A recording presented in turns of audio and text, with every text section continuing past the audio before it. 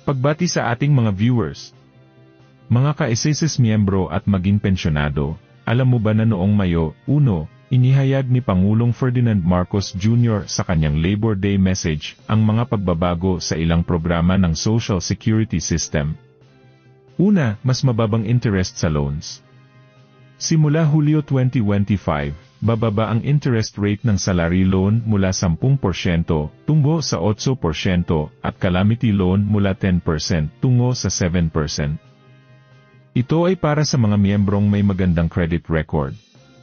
Ikalawa, pinalawak na pension loan program.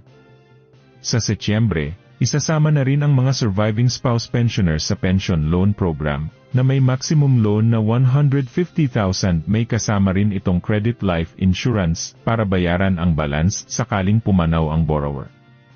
At ikatlo, microcredit loan program.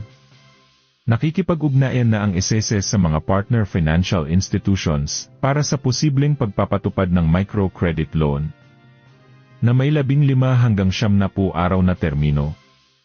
Layunin nito ang agarang tulong pinansyal sa mga miyembro.